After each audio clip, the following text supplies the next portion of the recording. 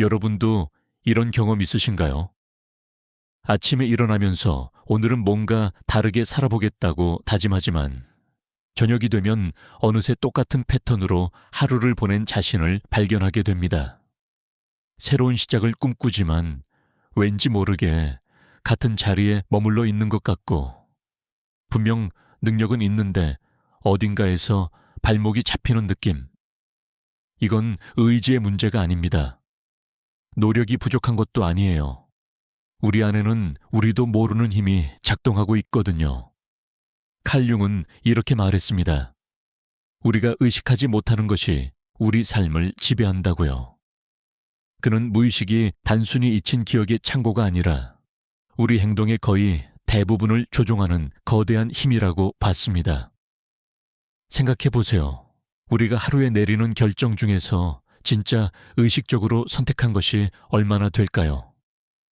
아침에 어떤 옷을 입을지, 어떤 음식을 먹을지, 누구에게 먼저 연락할지, 어떤 말투로 대화할지. 이 모든 것들이 사실은 우리 내면 깊은 곳에서 이미 정해진 패턴대로 움직이고 있는지도 모릅니다. 그런데 문제는 이 무의식적인 패턴들이 때로는 우리를 보호하기도 하지만 많은 경우 우리가 진정으로 원하는 삶을 살지 못하게 가로막는다는 거예요. 마치 보이지 않는 족쇄를 차고 있는 것처럼요. 오늘 이 시간에는 여러분 안에 숨어있는 여러분의 잠재력을 조용히 잠식하고 있는 7가지 무의식적 습관에 대해 이야기해 보려 합니다. 그리고 무엇보다 중요한 것은 칼 융기 제시한 방법으로 어떻게 이 보이지 않는 족쇄에서 벗어날 수 있는지 함께 찾아보는 거예요. 첫 번째 습관은 우리가 흔히 하는 거예요. 바로 우리 자신의 일부를 부인하는 겁니다. 융은 이것을 그림자라고 불렀어요. 우리 마음속에는 우리가 인정하고 싶지 않은 부분들이 있습니다. 화가 나는 자신, 질투하는 자신, 욕심 많은 자신, 나약한 자신. 이런 모습들을 보면 우리는 재빨리 고개를 돌려버리죠. 아니야, 나는 그런 사람이 아니야 하면서요. 한국 사회에서는 특히 이런 경향이 강한 것 같아요. 우리는 어릴 때부터 착한 아이가 되어야 한다고, 성실해야 한다고, 예의 바르게 행동해야 한다고 배워왔으니까요. 그래서 우리 안의 분노나 슬픔, 두려움 같은 감정들을 드러내는 것을 부끄러워합니다. 그런 감정은 약한 사람만 느끼는 거라고 생각하면서 우리는 그걸 마음 깊은 곳에 꾹꾹 눌러 담아둡니다. 그런데 융은 이렇게 말했어요. 우리가 부인하는 것은 사라지지 않는다고요. 오히려 더 강력해진다고 했습니다. 생각해 보세요. 당신이 화를 느끼는 자신을 받아들이지 못하고 계속 억누르면 어떻게 될까요? 그 화는 어느 날 갑자기 폭발할 수도 있고 아니면 만성적인 짜증이나 불안으로 변할 수도 있습니다. 또는 다른 사람들에게 투사되어서 주변 사람들이 다 화가 나 있는 것처럼 보이기 시작할 수도 있어요. 실제로 우리 주변을 보면 이런 일이 정말 많이 일어나고 있습니다. 평소에는 너무나 착하고 온화한 사람이 어느 날 갑자기 누군가에게 심한 말을 퍼붓거나 항상 강한 척하던 사람이 작은 일에도 무너져 내리는 모습을 보게 되죠.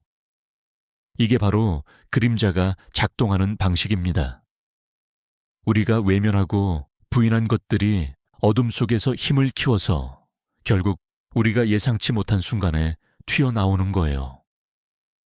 그럼 어떻게 해야 할까요? 융은 그림자와 마주해야 한다고 말했습니다. 쉬운 일은 아니에요. 우리가 평생 숨기고 싶었던 자신의 모습을 정면으로 바라보는 건 정말 용기가 필요한 일이니까요. 하지만 융은 이렇게도 말했어요. 우리가 그림자를 의식하고 받아들일 때 그것은 더 이상 우리를 지배하지 못한다고요. 오히려 우리에게 엄청난 에너지와 창의성을 줄 수 있다고 했습니다. 예를 들어볼까요? 당신이 늘 착하고 순종적인 사람으로 살아왔다면 당신의 그림자 속에는 반항심이나 주장하는 힘이 숨어 있을 수 있어요. 이걸 인정하고 통합하면 당신은 진짜 자신의 의견을 말할 수 있는 사람이 됩니다.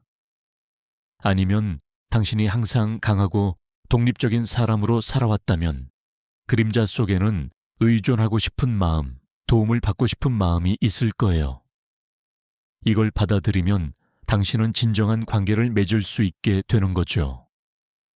두 번째 습관은 가면 뒤에 숨는 겁니다.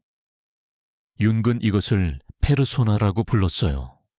페르소나는 원래 고대 그리스 연극에서 배우들이 쓰던 가면을 뜻하는 말이에요. 우리는 모두 사회 속에서 살아가기 위해 어느 정도의 가면이 필요합니다. 직장에서의 나, 가족 앞에서의 나, 친구들과 있을 때의 나. 이렇게 상황에 따라 다른 모습을 보이는 건 자연스러운 일이에요. 문제는 우리가 그 가면과 진짜 자신을 구별하지 못할 때 생깁니다. 어느 순간부터 가면이 너무 익숙해져서 가면을 벗었을 때 그 밑에 진짜 자신이 누구인지 모르게 되는 거예요. 한국 사회는 특히 이런 면에서 어려움이 있는 것 같아요. 우리는 체면을 중시하는 문화 속에서 자랐고 남들에게 어떻게 보이는가가 매우 중요한 사회에서 살고 있으니까요. 회사에서는 능력 있고 자신감 넘치는 프로페셔널이어야 하고 가족 앞에서는 완벽한 부모나 자식이어야 하고 친구들 앞에서는 재미있고 사교적인 사람이어야 한다고 느낍니다. 그러다 보면 정작 나 자신이 진짜로 무엇을 원하는지, 무엇을 느끼는지 알 수 없게 돼버려요. 밤에 잠자리에 들었을 때 문득 이런 생각이 들 때가 있죠. 나는 대체 누구지? 내가 하루 종일 보여준 모습 중에 진짜 나는 어디에 있었을까? 윤근 이것을 매우 위험한 상태라고 봤습니다. 페르소나와 자신을 동일시하게 되면 우리는 껍데기만 남은 삶을 살게 된다고 했어요. 겉으로는 성공한 것처럼 보이고 모든 게 잘 굴러가는 것처럼 보이지만 내면은 텅 비어 있는 느낌. 이런 상태가 오래 지속되면 우울증이나 무기력감, 의미 상실의 위기가 찾아올 수 있습니다. 실제로 중년의 위기라고 부르는 현상이 바로 이것과 관련이 있어요. 사회가 원하는 모습으로, 가족이 원하는 모습으로, 회사가 원하는 모습으로 살아오다가 어느 날 문득 이게 정말 내 삶인가 하는 질문이 밀려오는 거죠.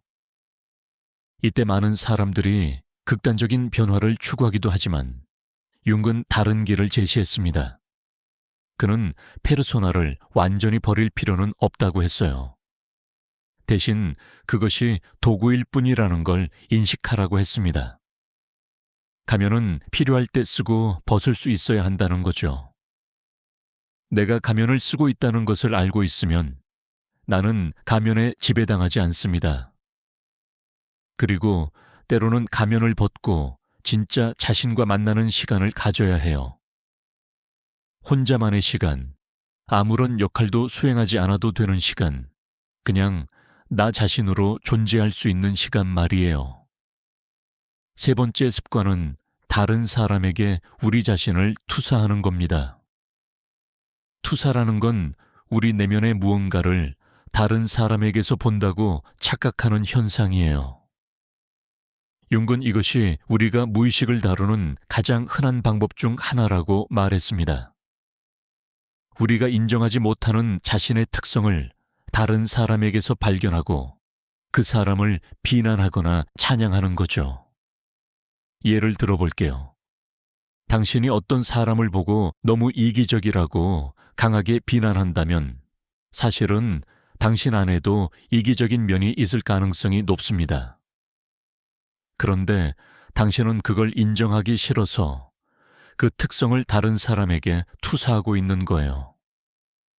반대로 어떤 사람을 과도하게 이상화하고 존경한다면 그 사람이 가진 특성이 사실은 당신 안에도 있지만 당신이 아직 발견하지 못한 것일 수 있습니다. 한국 사회에서는 이런 투사가 특히 많이 일어나는 것 같아요.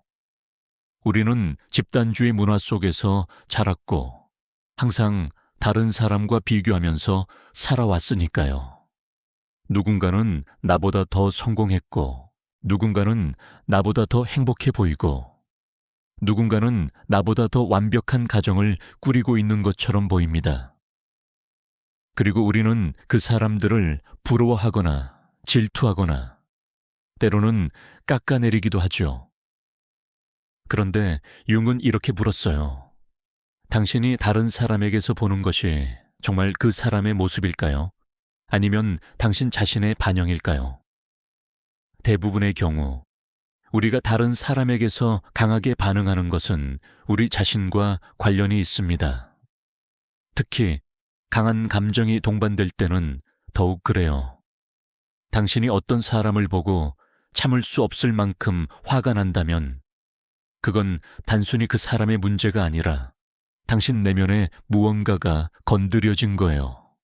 이 투사를 알아차리는 것은 정말 중요합니다. 왜냐하면 투사는 우리의 에너지를 엄청나게 소모시키거든요. 다른 사람을 바꾸려고 노력하고 비난하고 판단하는데 우리 인생의 많은 시간을 쓰게 만들어요. 그런데 사실 그 모든 에너지를 자기 자신을 이해하는 데 쓴다면 우리 삶은 완전히 달라질 수 있습니다. 융근 투사를 거두어들이라고 했어요. 이게 무슨 말이냐면 당신이 다른 사람에게서 보는 것을 다시 자신에게 가져와서 살펴보라는 겁니다. 내가 저 사람의 어떤 점이 그렇게 못마땅한가?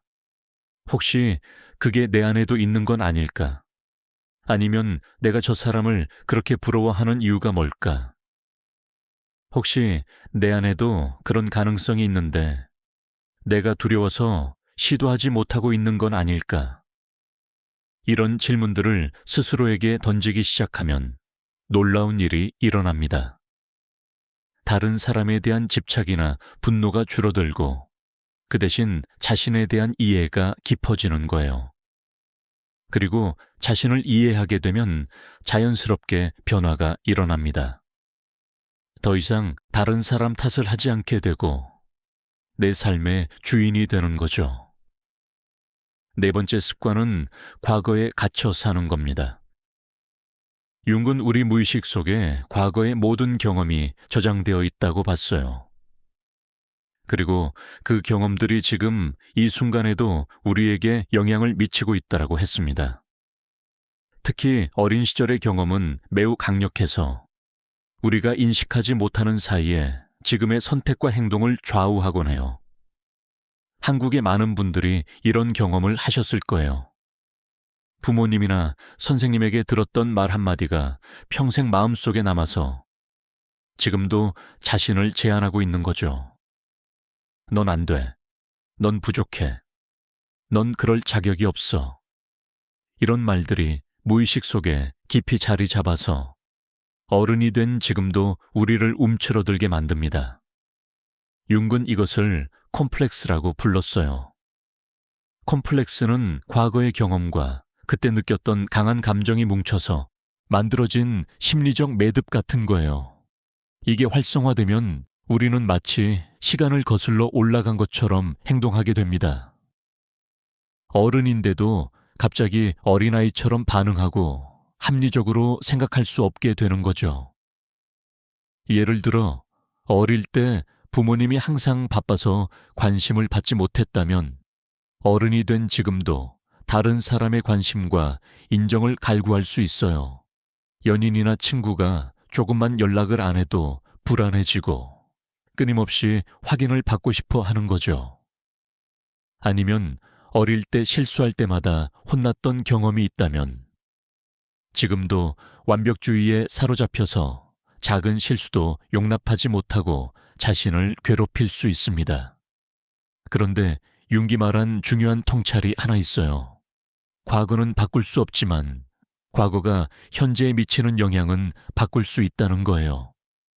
우리가 과거의 상처를 의식하고 이해하게 되면 그것은 더 이상 우리를 자동적으로 조종하지 못합니다.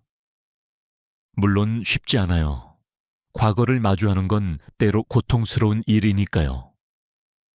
하지만 융은 이 과정이 필요하다고 봤습니다. 그는 우리가 과거를 통합해야 한다고 말했어요. 통합한다는 건 과거를 없었던 일로 만들거나 잊어버리는 게 아니에요. 오히려 그 경험을 온전히 받아들이고 그 속에서 의미를 찾아내는 거죠. 그 상처가 나를 어떻게 형성했는지 이해하고 동시에 그것이 내 전부가 아니라는 걸 깨닫는 겁니다. 많은 사람들이 상담이나 심리치료를 통해 이런 과정을 경험합니다. 과거의 상처를 꺼내보고 울고 분노하고 슬퍼하고 그러면서 조금씩 그 무게가 가벼워지는 걸 느끼죠. 물론 전문가의 도움 없이도 할 수 있는 방법들이 있어요. 글쓰기가 특히 도움이 됩니다. 자신의 과거 경험을 글로 쓰면서 그때의 감정을 다시 느껴보고 지금의 시각에서 재해석해보는 거예요. 5번째 습관은 자신의 감정을 억압하는 겁니다.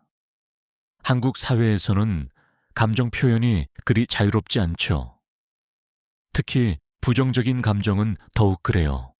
화나 슬픔, 불안 같은 감정들을 드러내면 약한 사람으로 보일까봐 또는 남에게 피해를 줄까봐 우리는 그런 감정들을 억누릅니다. 융은 감정이 우리 정신의 에너지라고 봤어요. 감정은 단순히 기분이 아니라 우리 무의식이 보내는 중요한 신호입니다. 어떤 감정이 일어난다는 건 우리 내면에서 무언가 주목할 만한 일이 일어나고 있다는 뜻이에요. 그런데 우리가 그 신호를 무시하고 억압하면 어떻게 될까요? 융은 억압된 감정은 사라지지 않고 무의식 속으로 가라앉는다고 했어요. 그리고 거기서 힘을 키우다가 예상치 못한 방식으로 터져 나온다고 했습니다.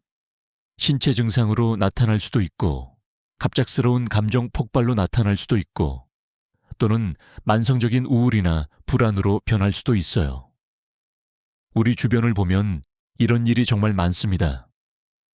평소에 아무렇지 않은 척하던 사람이 갑자기 우울증 진단을 받거나 항상 건강하던 사람이 원인 모를 신체 증상으로 고생하는 경우들이요.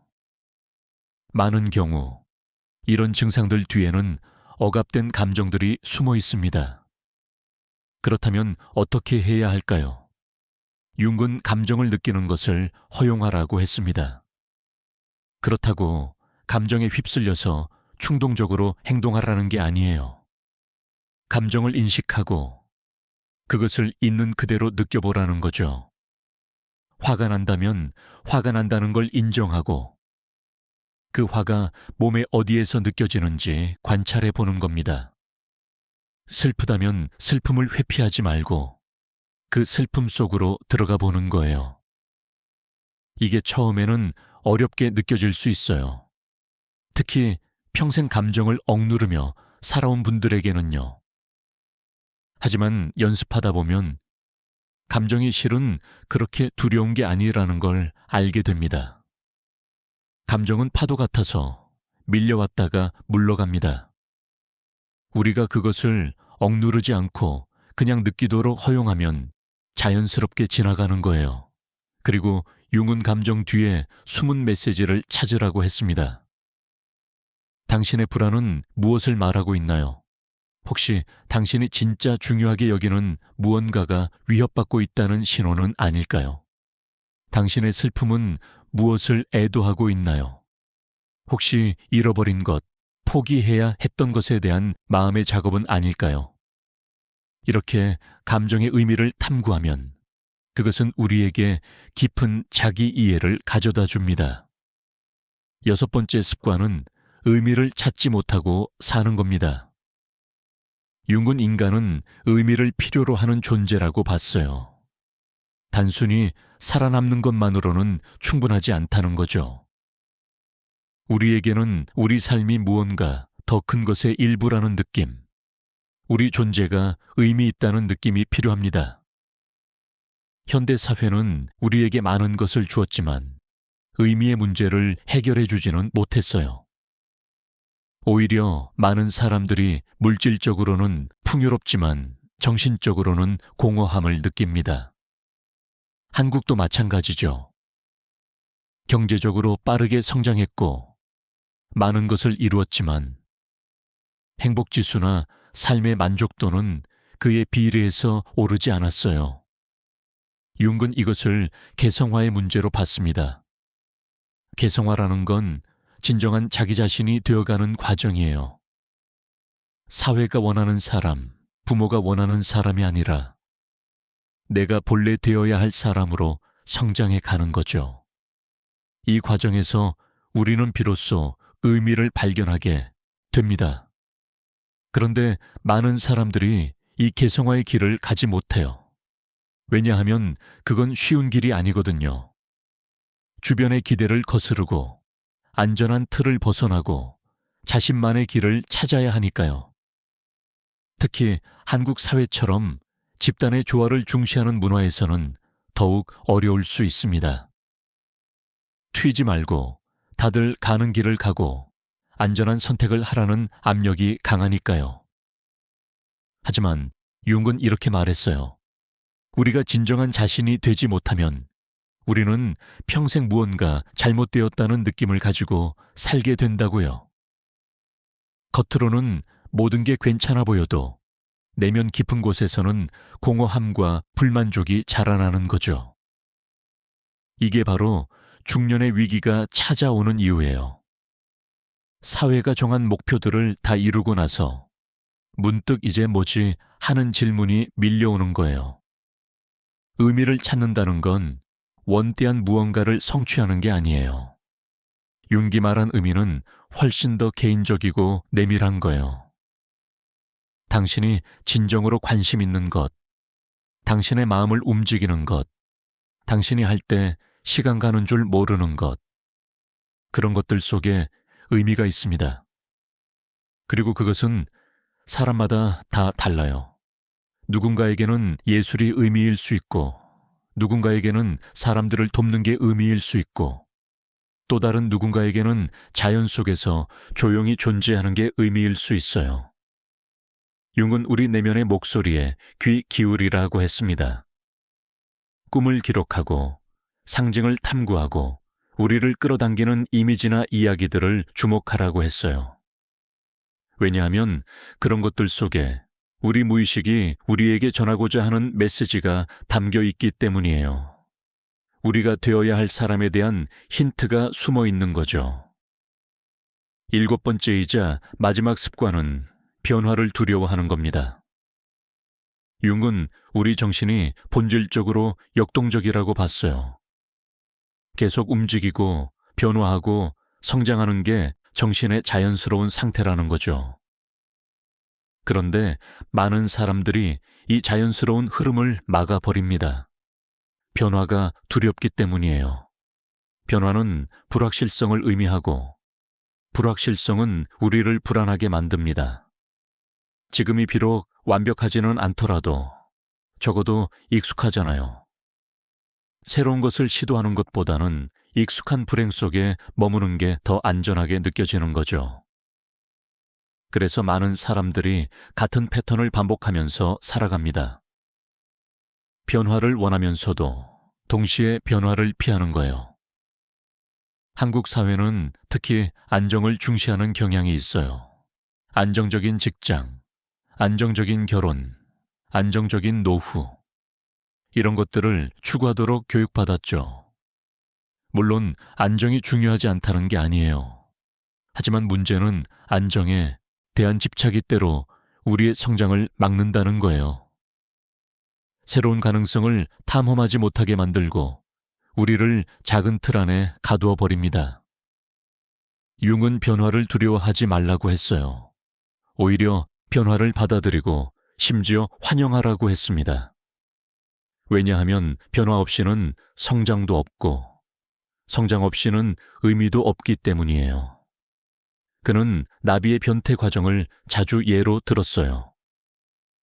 애벌레가 나비가 되려면 번데기 단계를 거쳐야 하는데 그 과정에서 애벌레의 몸은 완전히 해체되었다가 재구성됩니다. 만약 애벌레가 그 과정을 두려워해서 번데기가 되기를 거부한다면 절대 나비가 될 수 없겠죠. 우리 인생도 마찬가지예요. 때로는 우리가 알고 있던 자신이 무너지는 경험을 해야 합니다. 그래야 새로운 자신으로 태어날 수 있어요.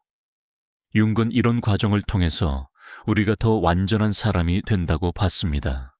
그는 이것을 자기 실현이라고 불렀어요.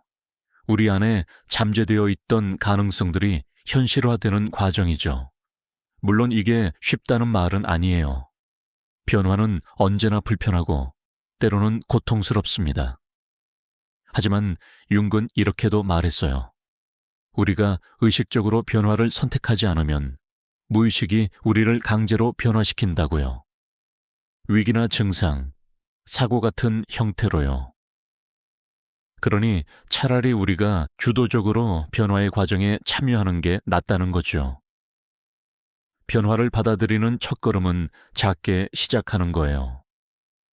평소에 하지 않던 것을 해보거나 새로운 사람을 만나거나 다른 길로 출퇴근해 보는 것처럼요. 작은 변화들이 쌓이면서 우리는 점점 더 유연해지고 변화에 대한 두려움도 줄어듭니다. 그리고 어느 순간 변화가 위협이 아니라 성장의 기회로 느껴지기 시작해요.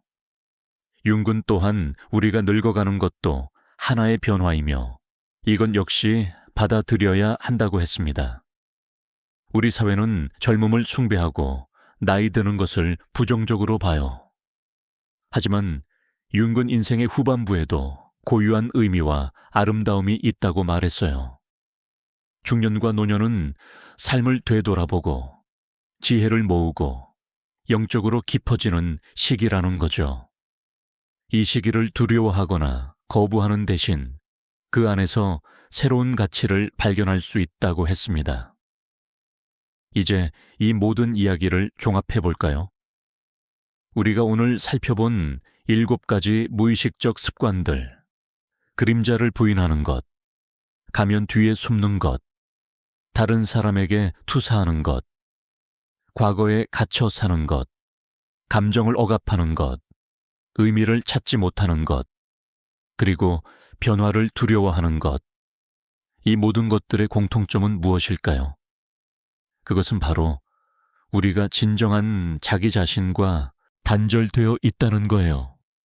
윤기 평생 추구했던 것이 바로 이 단절을 치유하는 것이었습니다. 그는 우리가 의식과 무의식을 통합하고 우리 안의 모든 부분들과 화해하고 진정한 자기 자신이 될 때 비로소 온전한 인간이 된다고 봤어요. 이 길은 쉽지 않습니다. 융 자신도 이것을 매우 어려운 여정이라고 인정했어요. 하지만 동시에 가장 가치 있는 여정이라고도 말했습니다.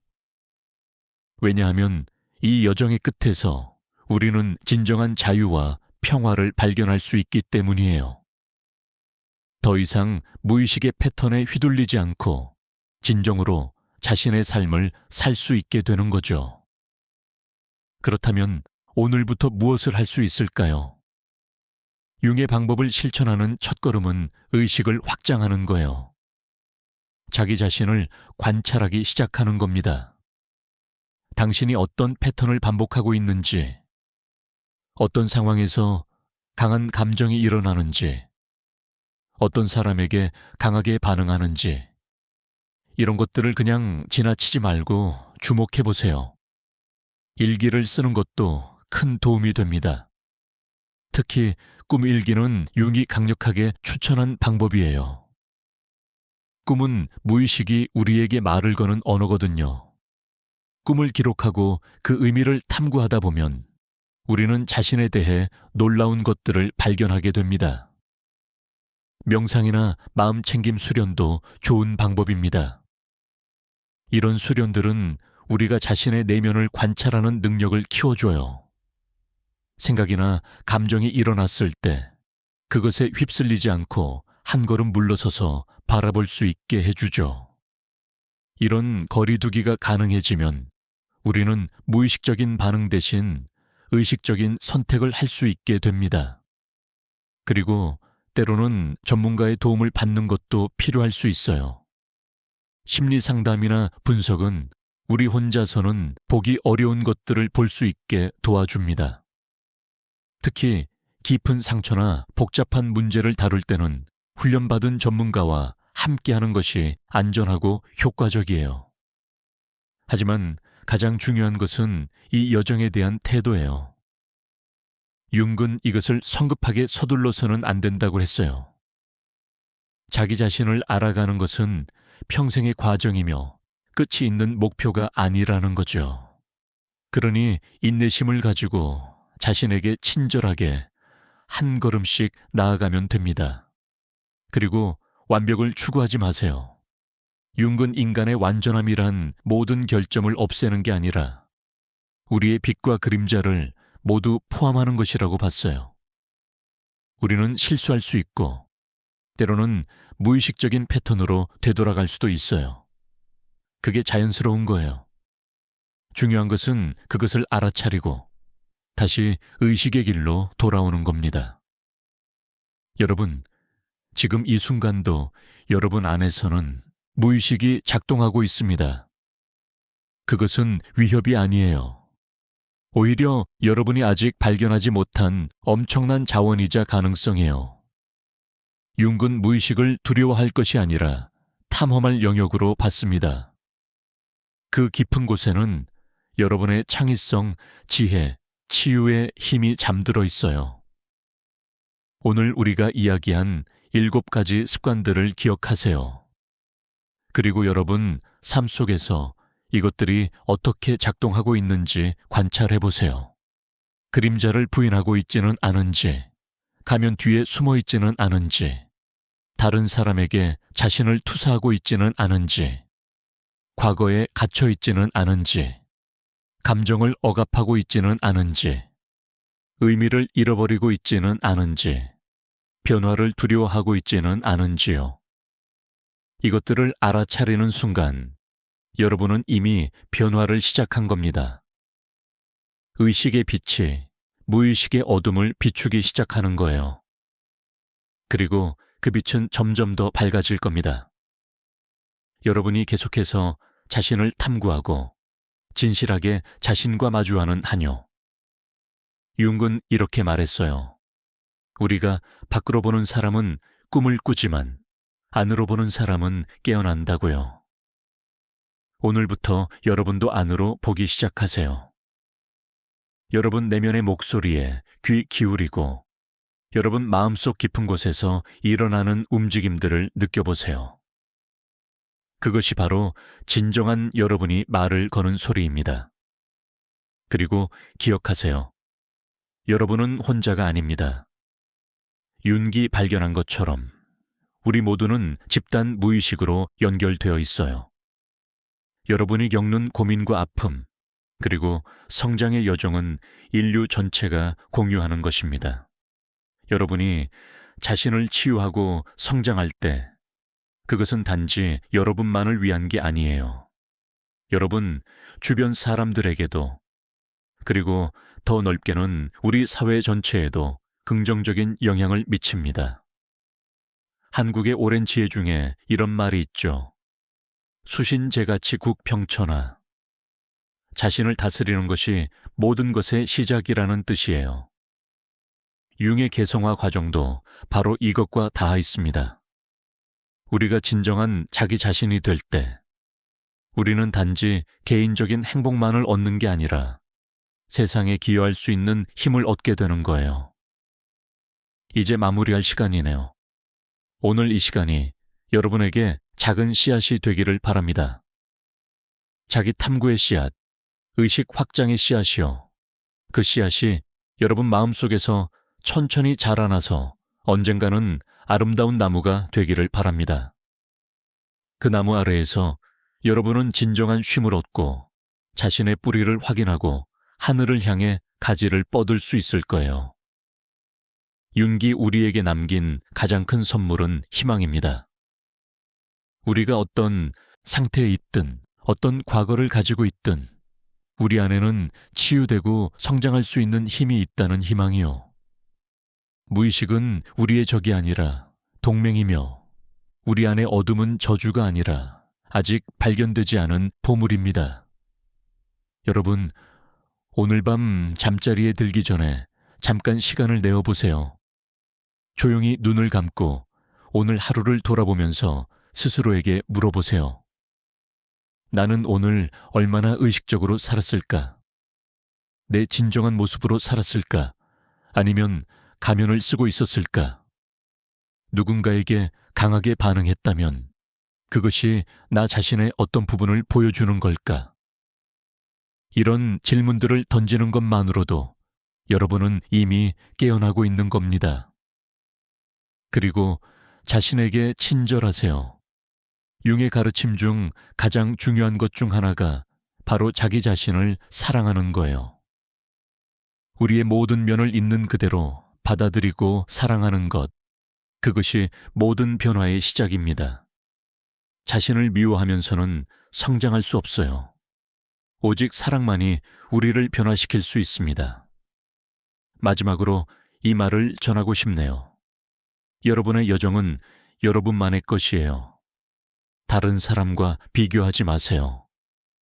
누군가는 더 빨리 가는 것처럼 보일 수도 있고, 누군가는 이미 도착한 것처럼 보일 수도 있어요. 하지만 그건 착각입니다. 우리 모두는 각자의 속도로 각자의 길을 가고 있어요. 중요한 건 멈추지 않는 거예요. 넘어져도 괜찮아요. 잠시 쉬어가도 괜찮아요. 하지만 완전히 포기하지는 마세요. 여러분 안에는 상상하는 것보다 훨씬 더 많은 가능성이 있습니다. 여러분의 무의식 깊은 곳에는 여러분도 아직 모르는 재능과 지혜와 힘이 잠들어 있어요. 오늘 이야기한 방법들을 실천하면서 천천히 그것들을 깨워보세요. 여러분의 진정한 자아를 만나보세요. 그것이 인생에서 할 수 있는 가장 의미 있는 여행이 될 겁니다. 감사합니다. 여러분 모두의 여정에 빛과 용기가 함께하기를 바랍니다. 다음에 또 만나요. 그때까지 건강하시고 무엇보다 자신에게 친절하세요. 여러분은 그럴 자격이 충분한 사람이니까요.